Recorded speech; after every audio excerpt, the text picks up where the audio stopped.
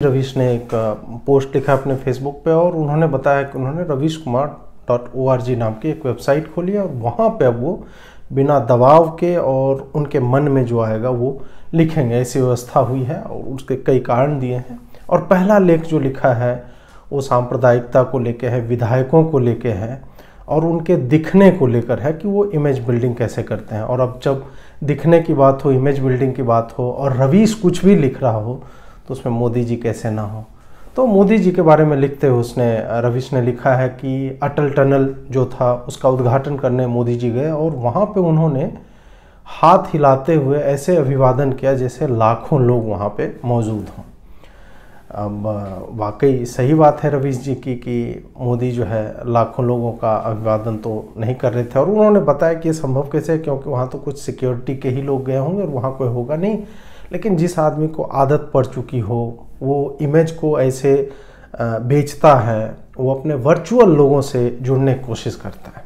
अब मैं ये सोच रहा हूँ कि इसमें बुराई क्या है, जबकि रवीश खुद बोलते और लिख रहे हैं कि एक नेता का जो है उसकी छवि जो होती है वो मुख्य चीज़ होती है। और ये हम और आप सभी जानते हैं। मोदी का 2002 वाली छवि को तोड़ने के बाद एक मुख्यमंत्री था, उसके बाद लगातार मुख्यमंत्री बना रहा और उसके बाद प्रधानमंत्री बनता है वो व्यक्ति, और उसके बाद भी कहा जाता है कि हाँ ये सब तो इमेज मैनेजमेंट है।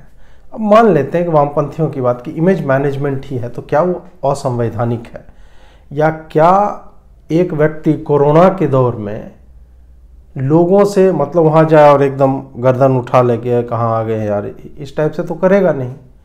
वो समाज को तो इस तरह के संदेश देगा ही कि मैं अभी भी जुड़ा हुआ हूँ, भले ही आप यहाँ नहीं हैं लेकिन मैं आपका अभिवादन कर रहा हूँ। वो ये जानता है कि उसकी तस्वीर कहाँ जाएगी। जब टीवी हो, मीडिया हो या हम कुछ भी लिखते हो तो टारगेट ऑडियंस की बात आती है कि हम अपना, हमारा पाठक कौन है, श्रोता कौन, हम किसको केटर कर रहे हैं, हम किससे बातचीत कर रहे हैं, संवाद किसका है। अब मोदी रेडियो पे भी बोलते हैं, तो जब वो रेडियो पे बोलते हैं तो वो पहले रिकॉर्ड होता है कहीं पे, और रिकॉर्ड होता है तो वहाँ कोई नहीं होता है सिवाय एक माइक के और कुछ टेक्नीशियंस के। लेकिन जब वो देश के करोड़ों देशवासियों का नाम लेते हैं तो रवीश के हिसाब से ये होना चाहिए कि प्यारे ट्रांसपॉन्डर को संभालने वालों, प्यारे ऑडियो मैनिपुलेटर्स, प्यारे साउंड डिज़ाइनर्स और प्यारे मेरे माइक्रोफोन, ये कहा कि रवीश का लॉजिक कुल मिला के यही है। तो उसी तरह फोटो जो है विजुअल मीडिया है, और जब मुझे पता है कि मैं प्रधानमंत्री हूँ तो मैं न सिर्फ उस जगह को एड्रेस कर रहा हूँ बल्कि पूरे देश को एड्रेस कर रहा हूँ और पूरे देश को बता रहा हूँ कि हाँ यहाँ पर एक सहूलियत के लिए एक कोई विकास की परियोजना थी जो सालों से चल रही थी, उसको जो एग्जीक्यूट किया गया है, बना है और उसके बाद हुआ है।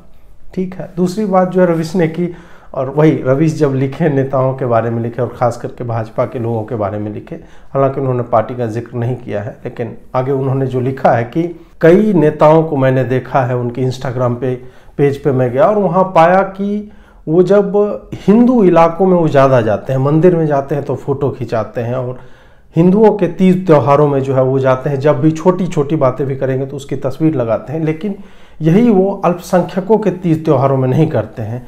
उन्हें कभी मस्जिद में जाता हुआ नहीं दिखाया जाता, या वो हमेशा इस बात को लेके सजग होते हैं कि कहीं वो मुस्लिम समाज की तरह तो नहीं दिख रहे हैं। तो रवीश मुझे ये बताओ कि कोई योगी आदित्यनाथ या कोई अजीत भारती ही, वो अगर मस्जिद के पास से भी गुजर रहा हो तो उसके एक टोपी लगा लेनी चाहिए। ये कौन सा बेहुदा लॉजिक है? जब मैं एक हिंदू हूं या ईसाई हूं या मुसलमान, क्या मुसलमान चंदन तिलक लगा लेता है? मुसलमान विधायक किसी मंदिर के पास जाता है तो हर एक व्यक्ति को अपनी आस्था को उसके पूर्ण रूप में या आंशिक रूप में वो जैसे भी मानता हो उसे मानने की स्वतंत्रता है। और इसको कभी भी ऐसे नहीं देखा जाना चाहिए कि अगर आप विधायक बन गए तो अब तो आपको जो है ईद की इफ्तारी भी करनी पड़ेगी और रोज़ा भी रखना पड़ेगा, काहे कि आपको जनता से कनेक्ट करना है। क्यों? क्योंकि वो जनता भी जानती है, वो मुसलमान भी जानता है कि ढकोसलापन है। आप जाके देखिए अरविंद केजरीवाल जिस तरह की इफ्तार पार्टी में जाता था, वहाँ पे जो मुसलमान आदमी है हामिद अंसारी, वो जो है एक आम व्यक्ति की तरह दिख रहा है, और उससे ज़्यादा मुसलमान बनने की कोशिश या दिखने की कोशिश अरविंद केजरीवाल और मनीष सिसोदिया कर रहे हैं। ऐसा ही हमने तमाम नेताओं को देखा है कि जालीदार टोपी लगा लेते हैं और इनका बस चले तो और भी जो प्रक्रियाएं होती हैं वो सब करवा के पूर्णतः ही मतलब वो दिखा भी दें कि देख लो भैया हम तो ऐसा नहीं खाली टोपी और वो जो गमछी होती है उनकी चेक वाली वो लगा के आए।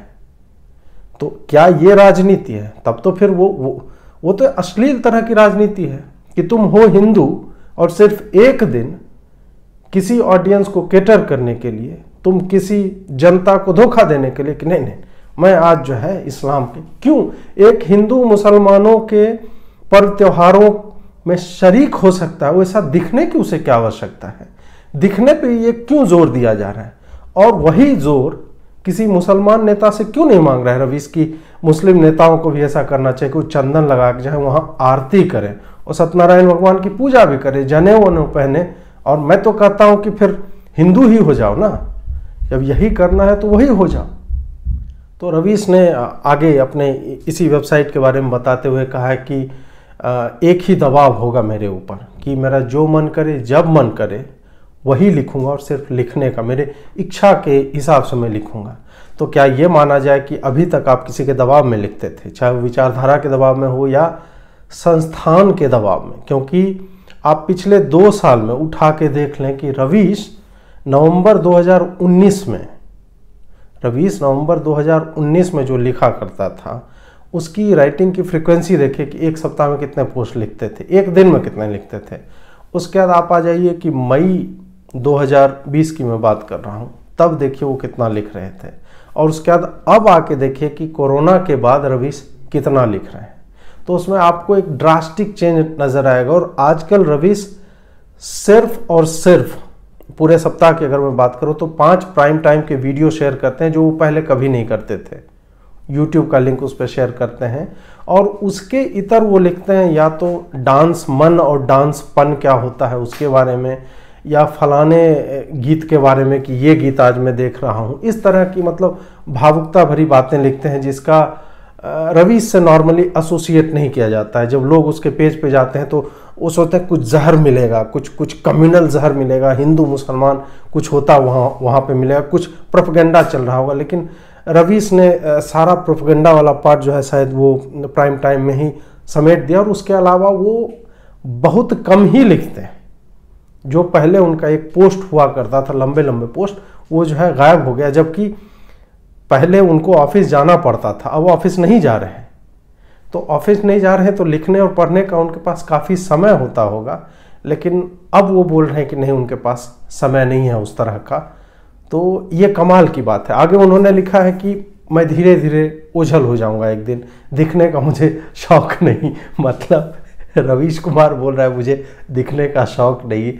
जो आदमी पिछले कई सालों से बोल रहा है टीवी देखना बंद कीजिए और खुद टीवी पे हर शाम में आता है, वो आदमी बोल रहा है मुझे दिखने का शौक नहीं है। और वो छोटे छोटे आयोजनों में मतलब महीने में सप्ताह में खुद जाता है और शेयर भी करता है कि 11वीं क्लास की बच्ची ने उसका जो है एक इंटरव्यू लिया, उसका लिंक डाल रहा है। उसके बाद किसी रैंडम आदमी ने रवीश बनाम अर्नब, जिसके बारे में मैं आगे चर्चा करूंगा, उसका एक वीडियो 2-2.5 मिनट का बना दिया तो उसको भी शेयर कर रहा है। और ये आदमी बोल रहा है कि मुझे दिखने का शौक नहीं है। मतलब बकैती थोड़ा तो कम कीजिए महाराज है। और वो आगे लिखते हैं कि कई लोगों को मैंने देखा है इस चीज़ का शिकार होते हुए कि उन्हें लगता है कि वो हर मामले की जानकार मैंने भी देखा है। सर आप ही तो हैं, आप कभी दुग्गल साहब जो है अर्थव्यवस्था के जानकार बन जाते हैं, कानूनी मामलों के जानकार बन जाते हैं, कभी जो है सर मतलब पेट्रोलियम मामलों के। तो सर मतलब ऐसा भी ब्लेटेंट झूठ बोलेगा कैसे चलेगा सर?